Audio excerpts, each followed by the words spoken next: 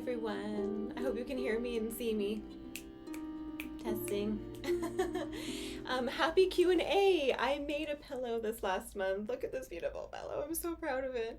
I've been wanting to learn how to sew because I'm just so sick of all the clothes that I see in the stores, and the fabric is not nice or the style isn't quite nice, and so I'm just like, well, I'm gonna just make my own clothes, and so I'm starting with pillows. And I'm very jealous of any of you out there that already know how to sew and already know how to make clothes, so it is such a cool skill. And my own grandmother made all of her clothes and still makes all of her own clothes, and yet I never learned how to do that. So, or if I did, I didn't pay attention from my own mother.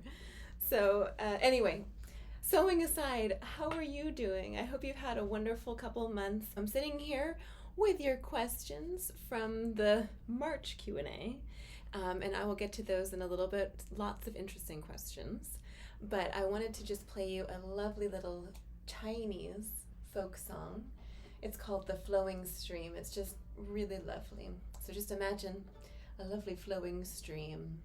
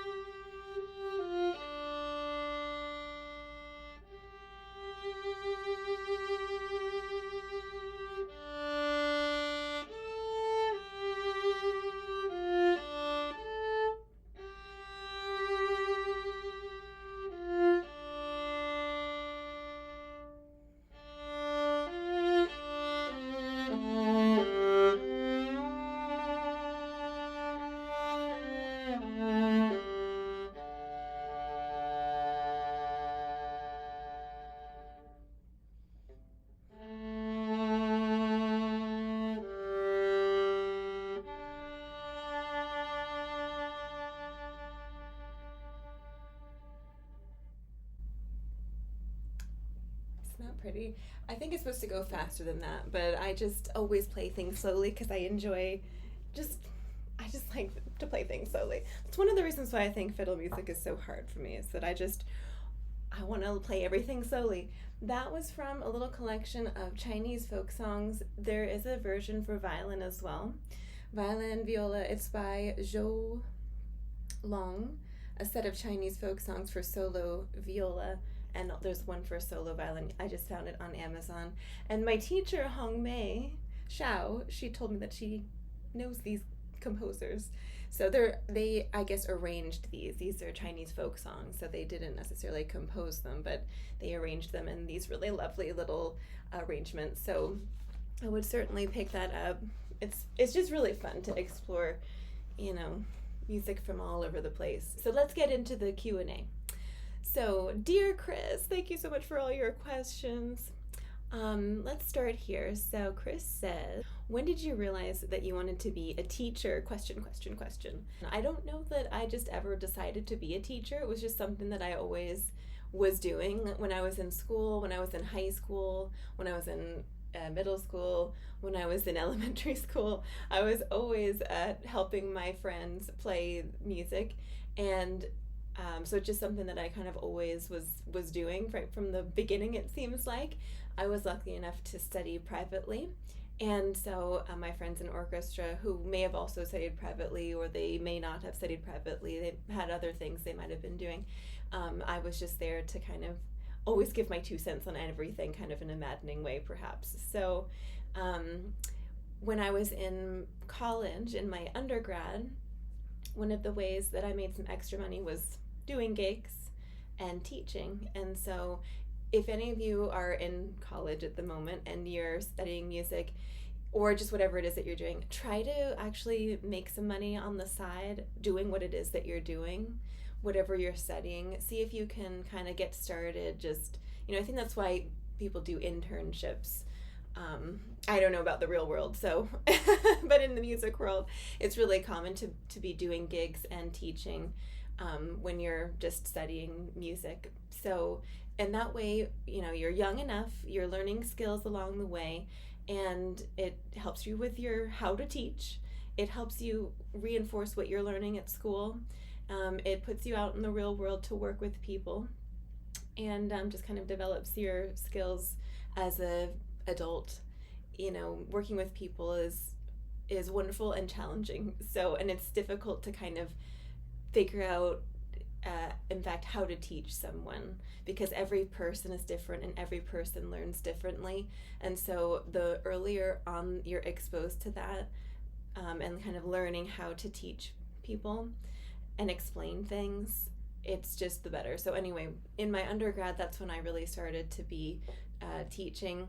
And then in my master's, when I moved out to Pennsylvania, I really needed some extra money, and because I wasn't living at home, I had expenses, and so that's when I used some of the skills that I had learned, I guess, in my careers in music class from my undergrad.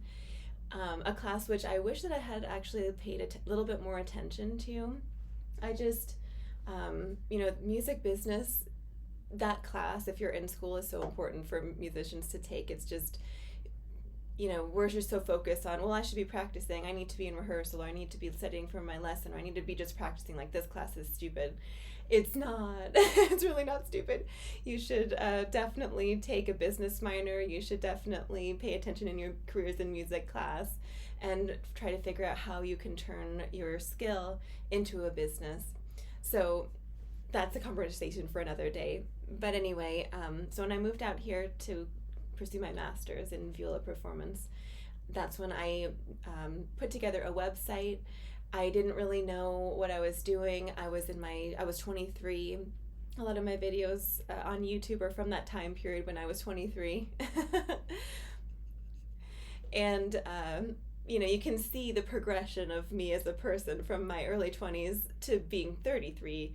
I think I'm 34 now. In my 30s now, you can kind of see how that kind of changes and why it's so important to maybe start working when you're younger, because people are more forgiving when you're younger of your presentation and maybe what you're doing. And so, you learn a little bit. It's taken 10 years basically to learn some skills to be a functioning person and be a music teacher.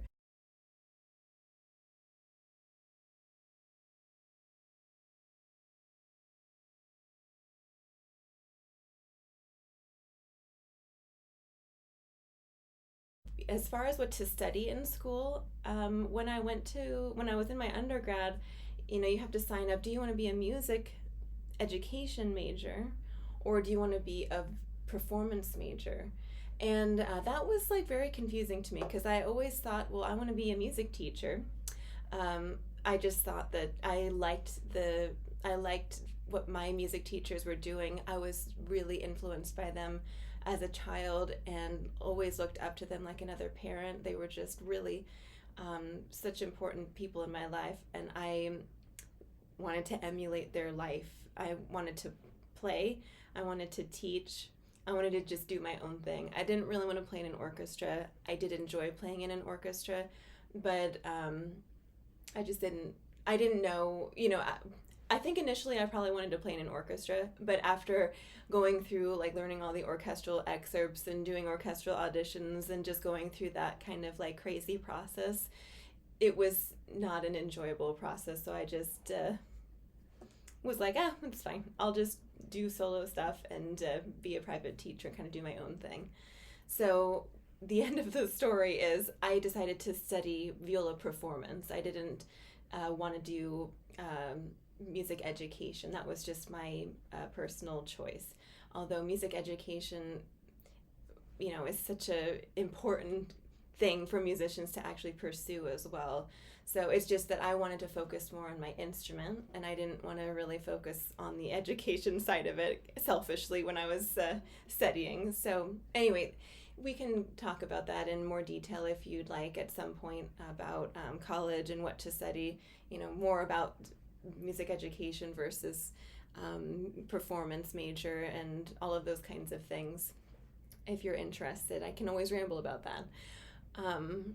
But I think being a music teacher really helped me to love music in many more ways than I did when I graduated from college.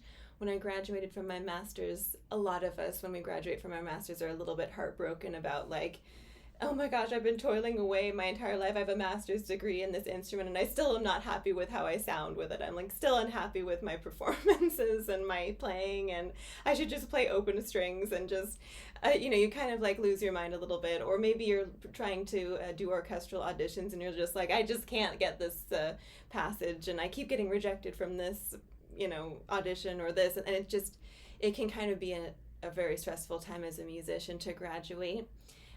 So a lot of us are in like a kind of difficult emotional place when we graduate from college.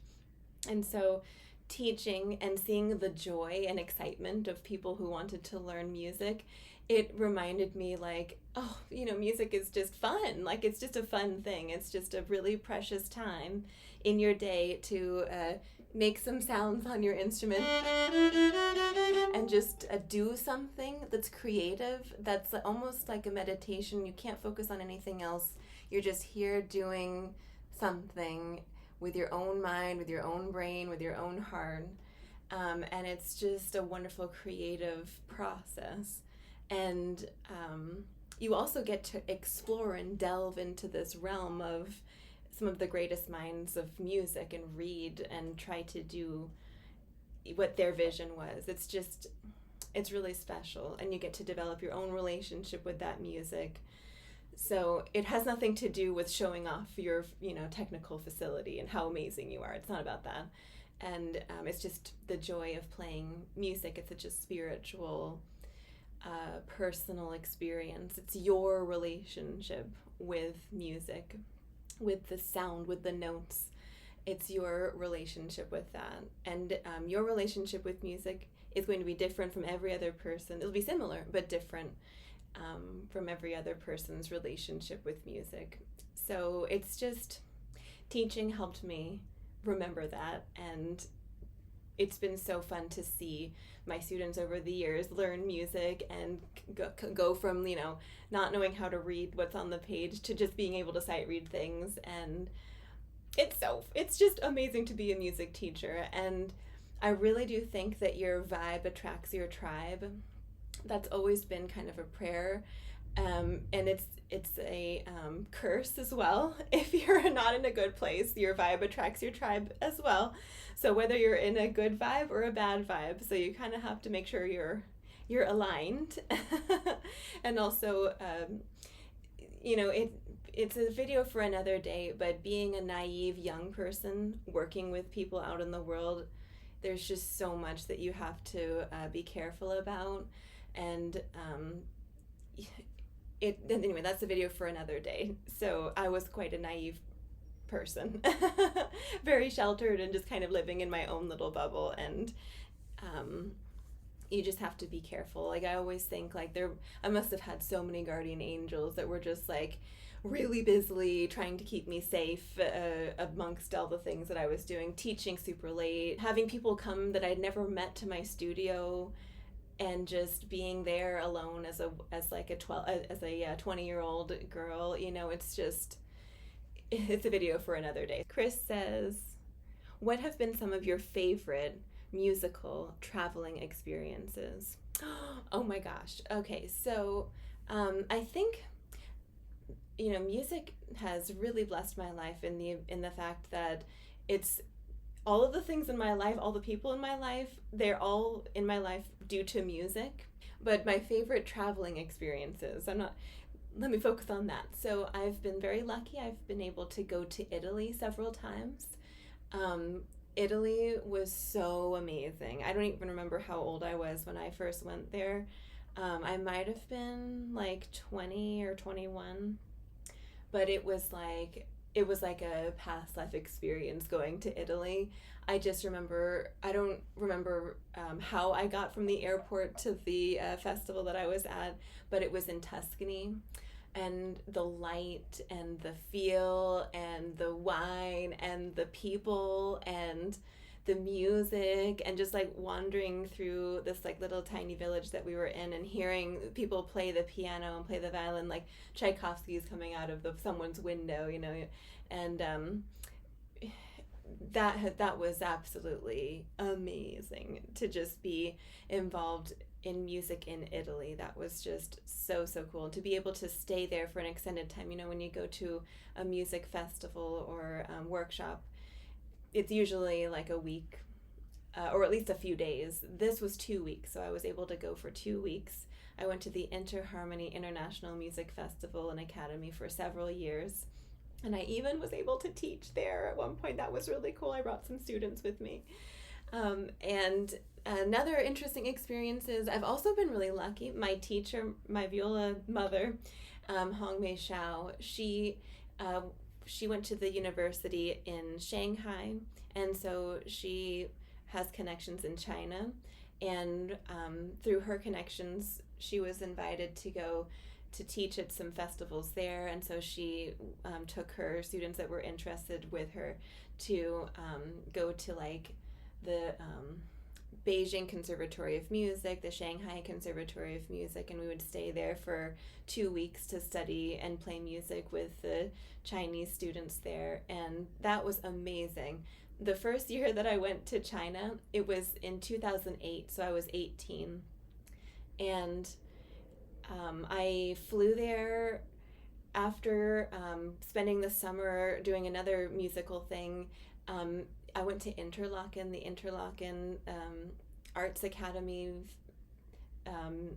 summer camp for a couple years. I was very blessed to be able to go there, and that is probably the greatest musical experience that I've ever had, was at Interlaken. Interlaken is such a special place. It's worth every single penny to go to Interlaken, and I always tell any of my younger students, like, go to Interlaken for the summer. Like, please go to Interlaken for the summer, because the musical experience that you'll have there will transcend anything that you encounter anywhere else in the world, I promise you. And that little kernel of learning that you learn there that grows in your heart from Interlaken, you can take it with you for the rest of your life. And so anyway, I had gone to Interlaken that summer when I was 18, and then I went to Shanghai after that, and it was during the Olympics. The Olympics were in Beijing. I flew there somehow from New York to Shanghai, and I met my friend Orcadia, who is now a professor of viola at the University of Costa Rica. And she was in Hong Mei's studio in the University of Arizona. And so she was there. I met her at the airport. We had just taken different flights, I think, or maybe we were on the same flight. I don't really remember the details, but I do remember that when we arrived, it was amazing to drive. We took a bus. I guess there must have been like a tour. There was like a bus to collect the people from the airport for the festival. So we all were there together. And just driving from the airport to the Shanghai University, it's in the old French Quarter of Shanghai. It's beautiful. There was people with the like straw hats and sweeping the cobblestone floor and the beautiful trees, and it was just magical. But we drove through like a jungle of concrete sky-high buildings, and it was it was just, culture shock to see all these huge buildings for miles and miles, like a jungle. You can't see anything except for the tall skyscrapers, but then suddenly you kind of make it to this sweet little French Quarter. And all I wanted at the time, which I'm horrified to say this now, but at that time I just wanted to find a Starbucks. I just wanted like a cup of coffee and like something familiar. So I would never want to go to a Starbucks now. Like if I went to China, the first thing that I would be looking for would not ever be a Starbucks. But so you grow along your path. But I do remember that the food was amazing. I really enjoyed the food. It was so different from American food.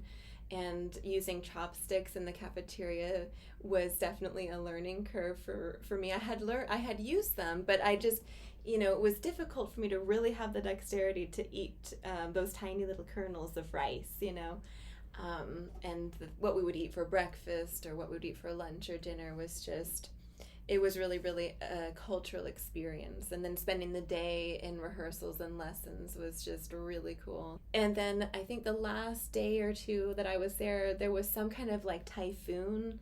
I think that's what it's called, where it just rained buckets and buckets and buckets and buckets, like just so much rain. And when we woke up, there was rain outside up to our shins. Like it was so much rain up to your knee, up to your knee. And I just was like, and we happened to run out of toilet paper that day. In the morning I woke up and there was no toilet paper. And so, no water. So we had to go just around the corner to this like little convenience store and buy the water and the toilet paper. And I was like, it's fine. I'll just walk there, and I walked through this like current of water on the street, I don't know if I took my shoes off or I was wearing like some kind of sandal, but I would never do that today. I would never be walking through the streets with water like up to my knee, just maybe hoping that I didn't get a cut or step on some glass or God knows what's in the water, but anyway, I went out and got water and toilet paper, and eventually it kind of all drained away pretty quickly. That must happen frequently in Shanghai, because I do remember that it just kind of all went away pretty quickly. And then the street sweepers came out with their hats and they swept the cobblestones. It was really special. And I do remember that when I was in Shanghai this first time, I had some lessons with an incredible teacher, Su Jen. I have her business card on my music stand over there, Su Jen. She was one of the most incredible teachers that I've ever worked with, and I would love to reach out to her again, but I'm too shy to do it because she's such a fantastic teacher, and I just feel like, I feel unworthy. I feel unworthy. But maybe at some point I will work with her. I think that she also works at the Royal Conservatory of Music in England. I think she's busy. But I remember her I was having some problems with the Walton Viola Concerto. And she just kind of like pinpointed exactly what the problem was, said in a couple words how to fix it, and then I was able to do it. And it was like this magical, thing where a teacher just like pops in, they tell you what you're doing, they tell you how to fix it, and then you can do it. And it's so working with her helped to really demonstrate to me the power of clearly explaining things to students and to show them how to do things, and to be able to clearly see the problem and then fix the problem. It was like a magical experience. So that was very cool. I also was in China again a couple times. I went to Beijing for a similar festival, and then I went to the Great Wall Academy, which was my teacher wasn't affiliated with that, but her teacher was part of that, and that was an amazing experience. Like some of the greatest performers in the world, I feel I was like, sitting there with them in rehearsals and master classes and everything, and I was just so out of my comfort zone. I just was so intimidated I couldn't play anything. So I really didn't take advantage of it very much. But I do remember that we had these big group rehearsals at the end of the day to work on the Mendelssohn Octet, which is a really cool piece, but we were playing it as a chamber orchestra. And at the end of the festival, we played it in this amazing concert hall in Beijing, and it just sounded awesome. And it was affiliated with the Cincinnati Institute of Music, I think. Sussman's house. He's an incredible teacher, and I met him, and he invited me over for a cup of coffee in his apartment when we were in Beijing to just kind of see how I was doing and say, would you like some coffee? Because they didn't have coffee at the place that we were staying, which was actually like a copy of the Great Wall, no, of the Forbidden City, of the Forbidden City. It was like this amazing complex that was like a copy of the Forbidden City, which we actually were lucky enough we took a tour there. That festival took us to the Forbidden City. We stood in line to get in, and my blonde hair stood out, and everybody was like, "Oh my gosh, can I take a picture with you?" And it was so cool. It was just so cool. So I had encountered that before from my first trip to China, and even though it was it's always disconcerting to have people come up to you and be like staring at you just wherever you're going, and they're just staring. So I just had to get out of my comfort zone and just smile and say, sure, let's take a picture, sure. And so I started waving and smiling, and I remember this long line of children that were in school. They were on like a field trip going to the Forbidden City, and they all had their phones out, and they were all taking a picture of me, also standing in line. So I was waving at them, and I have some sweet pictures of just like wandering around the Forbidden City, standing with all these strangers, and it was really fun. That also happened when I was on a tour in China with an orchestra here in Philadelphia. I was lucky enough to go on a tour with them all around China. We did this really cool trip all over the place, and all sorts of cities from all parts of the country. Trains, planes. We were playing New Year's music, so the Strauss waltzes and things like that, and it was just really fun. But we went to Inner Mongolia, and that similar thing happened in Inner Mongolia to me at the airport. And I swear that the news media came. The news media came, and like they were going to interview me and take pictures and everything. Like everybody was running around and like trying to like, it was like I was a celebrity or something, and it was so funny. So it was kind of stressful because anytime I would go out, I was like, I got to make sure that I look good because I someone might want to take a picture. So it was a really fun and funny experience. Performing, the audiences were full of people. They were not on their phones, or at least I couldn't tell if they were on their phones. They were just enjoying the performance. And I also remember being in the winter, because they were New Year's concerts. We were in the winter in Harbin, which is in northern China, and it is so cold there that they make little buildings and walls out of ice, and there's these beautiful ice sculptures just everywhere, and it's so cold that you can't like breathe. Like you need to breathe through a scarf, like a really thick scarf, and every single extremity needs to be covered. And I just remember us arriving there and driving through. There was just ice sculptures just everywhere, and it was just, we didn't get to enjoy it because we just had to go right to the concert hall there and perform, and then we just left right after the performance to go to the next thing, and took a very hellish train ride, and then an airplane, and then another train. It was just, so the logistics of that trip was a little bit nightmarish, but it was certainly an adventure. So I just have the happiest memories of China and of Italy, and anyway, it's funny to think back now that I've done any of that stuff, that I've traveled so much and had like so many adventures, because I'm at this point in my life now where I like hardly leave my apartment at all. I have so many projects that I'm working on. If there's a moment for me to practice, I'll practice, but there's just so many projects that I'm working on that I'm just constantly like on the computer.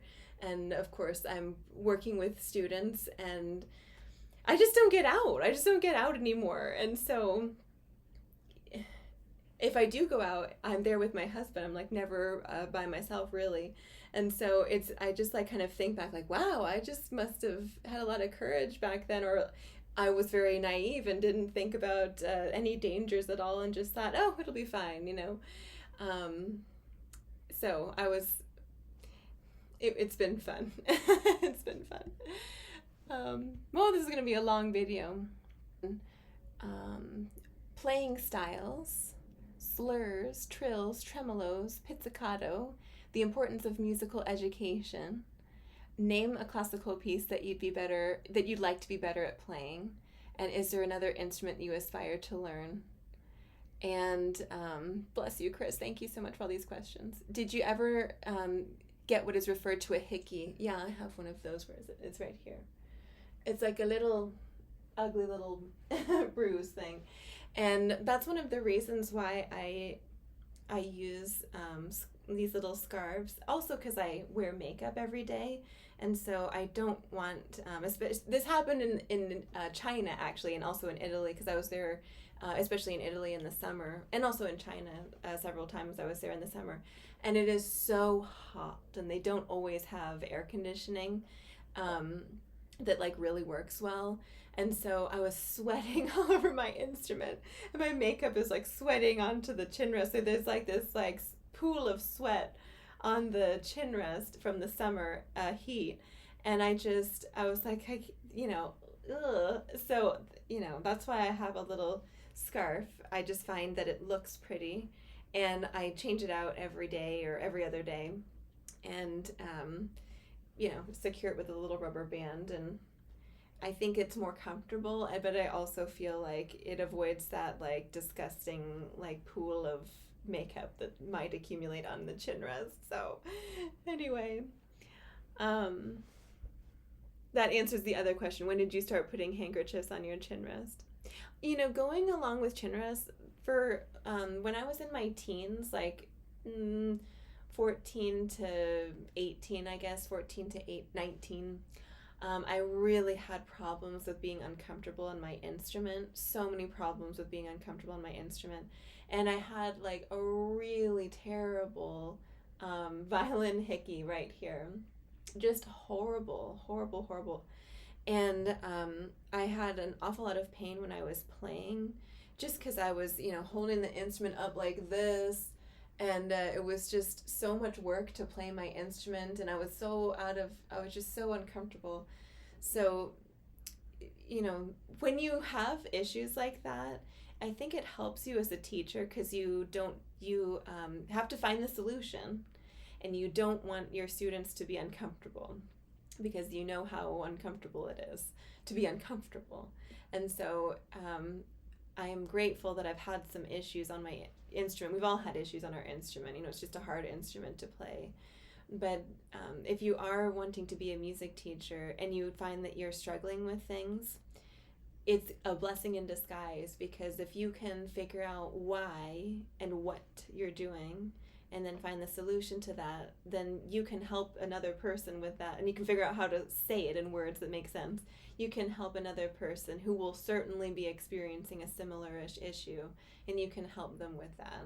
So there's like a saying that the greatest teachers aren't the greatest performers, or they're not the great, like there's some kind of saying that's like, I'm a teacher because I couldn't make it in performance, or something like there's some kind of saying like that.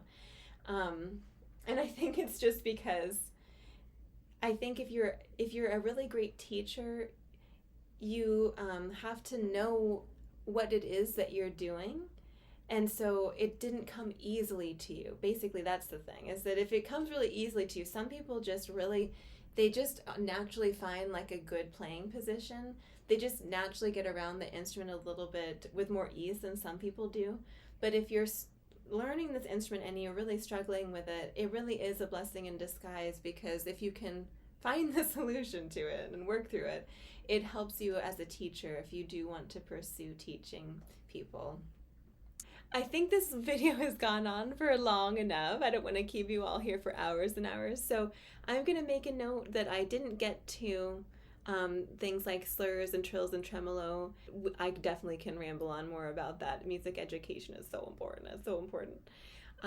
I'd like to devote a more video that's just directly talking about musical education and playing styles and things like that. So with that, you guys, I hope that this was an interesting video, and I'd love to know what your experiences are with music and what inspired you to learn music, and do you think that your vibe attracts your tribe, and were you naive as a young person? I mean, I feel like young and naive, they just go together, because you haven't had the experience of really going out in the world yet and working with people, and so you therefore are just naive.